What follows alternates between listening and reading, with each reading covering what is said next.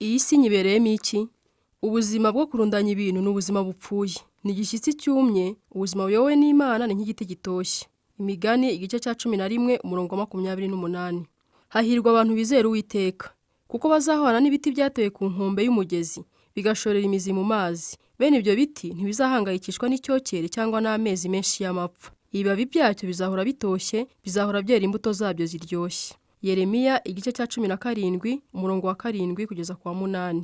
Umunsi wa mbere.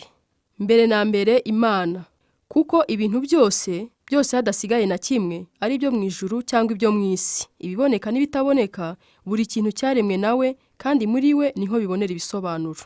Abakolosayi igice cya mbere umurongo wa 16. Uretse wemeye ko hariho Imana, ubundi kwibaza intego y'ubuzima ntacyo byakugezaho. Ntubereyeho gukora ibyo wishakiye. Intego y'ubuzima bwawe isumba kure gushaka gusohoza imigambi yawe, kugira amahoro y'umutima cyangwa kwishimira kubaho. Isumba kure umuryango wawe, umurimo ukora cyangwa ibyifuzo byawe n'ibyo wimirije imbere byose. Niba ushaka kumenya icyatumye uri ku isi, ugomba gutangirira ku Mana. Wavutse kuko yabigambiriye, kandi uvuka ngo usohoze imigambi yayo. Intego y'ubuzima yabereye abantu amayobera kuva imyaka ibihumbi n'ibihumbi. Ariko byose biterwa n'uko iteka dutangira gushakira ahatariho twirebaho. Tubaza ibibazo bitugarukaho ngo ese ndashaka kuba iki? Ese ubuzima bwanjye nzabukoresha iki? Intego zanjye ni izihe? Ibyifuzo byanjye ni ibihe? Ejo hazaza nzaba nageze kuki? Ariko kwirebaho ntabwo bizigera biduhishurira intego y'ubuzima bwacu. Bibiliya iravuga ngo Uwiteka niwe uyobora ubuzima bw'ibyo yaremye byose, ubuzima bw'umuntu wese buri mu butware bwe. Nubwo ariko ibitabo bigurwa na benshi bivuga, na sinema ndetse n'amahugurwa menshi akaba ariko yigisha, ntabwo uzigera utahura intego y'ubuzima bwawe uyishakira muri wowe. Kenshi twagiye tunabigerageza, kuko atari wowe wiremye ntushobora kwisobanurira icyo waremewe. Guhereje igikoresho gihimbwe vuba, utigeze ubona na rimwe, ntabwo wakwisobanurira icyo cyakorewe, kandi nacyo nticyashobora kukubwira icyo cyakorewe. Umuhanzi wacyo cyangwa igitabo gisobanura imikorere yacyo nibyo bishobora kukubwira icyo cyagenewe gukora. Nigeze kuyoberaho nari nagiye gutembera mu misozi. Mpageze ngo nyoboze inzira ingeze aho twari dukambitse, barambwira bati ntushobora kugera iyo ujya unyuze iyi nzira. Ugomba gusubira mu rundi ruhande rw'umusozi, akaba ariho utangirira. Ni muri ubwo buryo rero nawe utazigera uhishurirwa intego y'ubuzima bwawe uyishakamo. Ugomba gutangirira ku Mana, umuremyi wawe. Uriho kuko Imana ishaka kubaho. Waremwe n'Imana kandi uremerwa Imana. Kandi igihe cyose uzaba utarasobanukirwa ibyo ngibyo, ntabwo ubuzima bwawe buzasobanuka. Mu Mana honyine niho tumenyera neza inkomoko yacu, icyo turi cyo, icyo tumaze, intego yacu, agaciro kacu, ndetse n'iyo tugana. Izindi nzira zose ntaho zizatugeza. Abantu benshi bagerageza kwitwaza Imana ngo bagere ku ntego zabo bwite. Ariko ibyo ni ugucurika ibintu, kandi ntacyo bizabagezaho. Waremewe Imana, ntabwo Imana ariyo yaremewe abantu. Kandi intego y'ubuzima ni ukureka Imana ikagukoresha ngo isohoze imigambi yayo. Si wowe ugomba kuyikoresha ngo usohoze imigambi yawe. Bibiliya iravuga ngo guhora uhanze amaso kuri wowe ubwawe ni nko gufata inzira itagira aho ikujyana. Ariko gutumbira Imana bidukura mu mfunganwa bikadushyira ahagutse, bikazana umudendezo. Nasomye ibitabo byinshi bivuga ku guhishurirwa intego y'ubuzima bwanjye. Byose wabishyira mu murongo w'ibitabo byigisha kwirwanaho, kuko byigisha bihereye kuri wowe ubwawe. Bene ibyo bitabo byo kwirwanaho, kabone niyo byaba byitwa ibya Gikristo, usanga kenshi bikurikira intambwe zisa zikujyana ku kubona intego y'ubuzima bwawe. Birakubwira ngo banza utekereze ibyo ushaka kugeraho byose. Usobanure neza ibyo uha agaciro kuruta ibindi.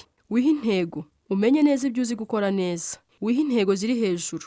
Uhaguruke uziharanire. Uzirikane kugira gahunda. Wizere ko nta kizakubuza kugera ku ntego wihaye. Kandi ntuzigere ucogora. Simpakana ko bene izo nama zigeza abantu kuri byinshi. Intego yose wihaye mu buzima ushobora kuyigeraho uramutse uyishyizeho umutima wawe wose. Ariko kugera kuri byinshi no gusohoza intego z'ubuzima bwawe ntabwo ari kimwe. Ushobora gusohoza intego zose wihaye, ukaba ikirangirire kimenywa na bose mu maso y'isi, nyamara ukaba utarashoje intego Imana yari ifite ikurema. Ukeneye rero inama zisumba izo kwirwanaho. Bibiliya iravuga ngo kwirwanaho ntacyo bimaze. Kwitanga nk'igitambo niyo nzira yonyine, niyo nzira yanjye yo kubona ubugingo nyakuri. Iki gitabo ntabwo kiri muri urwo rwego rw'ibitabo byigisha kwirwanaho. Ntabwo ari igitabo kizakwigisha uburyo bwo guhitamo akazi keza, cyangwa uburyo bwo gusohoza inzozi zawe, cyangwa uburyo bwo gutegura ubuzima bwawe. Ntabwo kizakwigisha amayeri yo gutsindagira imirimo myinshi muri gahunda iyo imaze kukubana nyinshi. ibiramambu kizakwigisha uburyo bwo gukora bike mu buzima wita cyane ku by'ingenzi biruta ibindi. Ni igitabo kiguhugurira kuba icyo Imana yakuremeye kuba cyo. Wahishurirwa ute rero intego Imana yari ifite ikurema? Ufite uburyo bubiri gusa bwo guhitamo. Bumwe muri bwo ni ugushakisha nk'ukora ubufindo. Icyo ni cyo abantu benshi bahitamo. Baraciciriza, bagafora, bakajya impaka. Iyo abantu bavuga ngo jye numvaga ko ubuzima ari ukugira gutya cyangwa kuriya, baba bashaka kuvuga ngo ibyo nibyo nagerageje gukekeranya ntacyo nsize inyuma. Imyaka ibihumbi n'ibihumbi abahanga mu gutekereza bagiye impaka ndetse bagerageza gushaka ibisobanuro by'ubuzima. Ubuhanga mu gutekereza ni ngombwa kandi bifite umumaro wabyo, ariko iyo bigeze mu gutahura intego z'ubuzima n'abahanga baminuje baba bashakisha. Dr. Hay Moorhead, umwarimu w'ubuhanga mu gutekereza muri kaminuza ya Illinois y'Amajyaruguru, yigeze kwandikira abanyabwenge barimo abahanga mu gutekereza, abashakashatsi, abanditsi n'abandi bantu b'intiti. Arababaza ati, mubona intego y'ubuzima ari iyihe? Nyuma aza kwandika mu gitabo ibisubizo bagiye bamuha. Bamwe bari bagerageje gucishiriza uko babyumva, abandi bamwemerera ko ubundi batari barigeze babitekereza, ariko ko bahimbye igisubizo ubuzima bakabuha intego. Abandi bamubwira ukuri ko nta gisubizo bafite.